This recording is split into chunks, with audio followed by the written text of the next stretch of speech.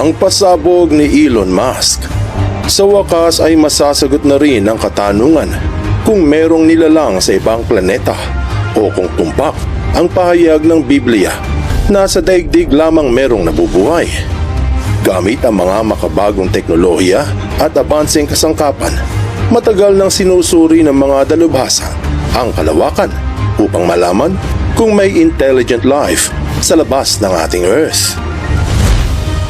Siguradong magugulat ka sa malalaman mo na ang ibinulgar ng tech billionaire sa World Economic Forum ngayon lang 2026 ay magbubukas sa isipan ng buong sanlibutan.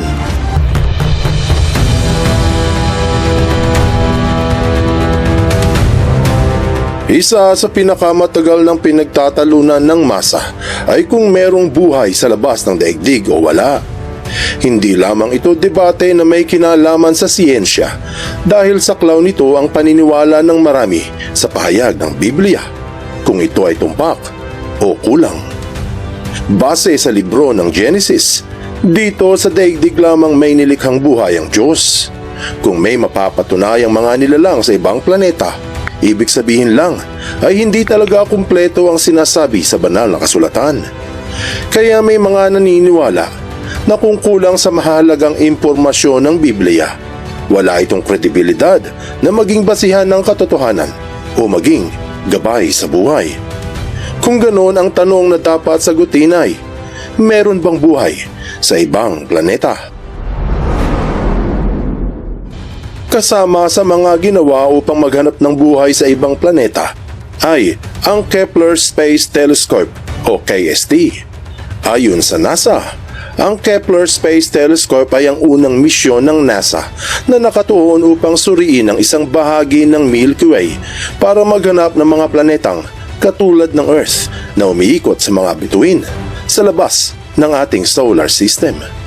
Mula noong taong 2009, sa loob ng 9 na taon, ipinakita ng Kepler na ang ating galaxy ay may bilyong-bilyong nakatagong exoplanets. Base sa mga datos, hindi pala bihira ang mga planeta sa universo dahil maraming bituin ang may sariling planetary system. Bukod dyan, may mga planetang nakita na nasa tinatawag na habitable zone, kung saan lugar na posibleng kumanlong sa buhay. Pero wala silang buhay na natagpuan. Matapos ang misyon ng KST, ipinagpatuloy ng Transiting Exoplanet Survey Satellite o TESS ang mga natuklasan ng Kepler. Pero mas tumutok ito sa mga bituing mas malapit sa Earth. Ayon sa artikulong Astronomical Telescopes, Instruments and Systems na mula sa Harvard University, ang Transiting Exoplanet Survey Satellite ay naghahanap ng mga planeta na dumadaan sa harap ng malalapit na mga bituin. Pinili ito ng NASA na inilunsad noong 2017 bilang bahagi ng Astrophysics Explorer mission. Dahil dito, mas madali para sa mga sayantipiko na magsagawa ng follow-up studies gamit ang mga teleskopyo sa lupa at sa kalawakan. Katulad ng natagpuan ng Kepler, may ilang planetang nasa habitable zone.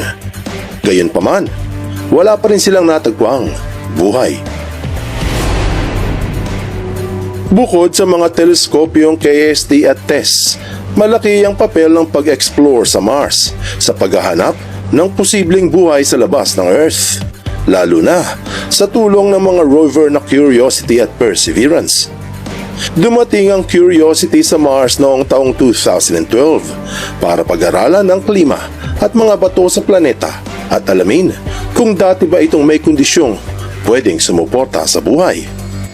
Sa pagkuha at pagsusuri ng mga sample ng lupa at bato, nakakita ang Curiosity ng mga organic molecules at iba pang ebidensya na nagpapatunay na noon ay may tubig sa planeta. Tapos ay sinundan ito ng rover Perseverance noong taong 2021. Ang layunin ay maghanap ng posibleng bakas ng sinaunang mikrobyo para masusing mapag-aralan ng mga eksperto. Kung may mikrobyo, merong buhay. Pero ngayong 2026, wala pa rin silang matagpuan. Isa sa pinakamalaking proyekto na pinagtutuunan ng pansin ng mga eksperto ay ang SETI o Search for Extraterrestrial Intelligence.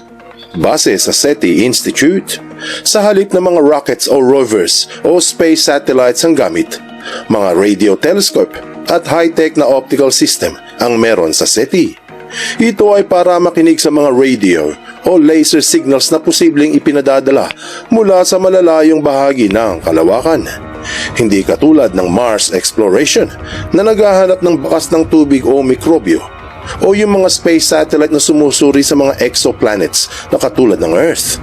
Ang SETI ay naghahanap ng mga senyales ng teknolohiya na pwedeng magpahiwatig na merong advanced civilization sa malayong bahagi ng ating kalawakan.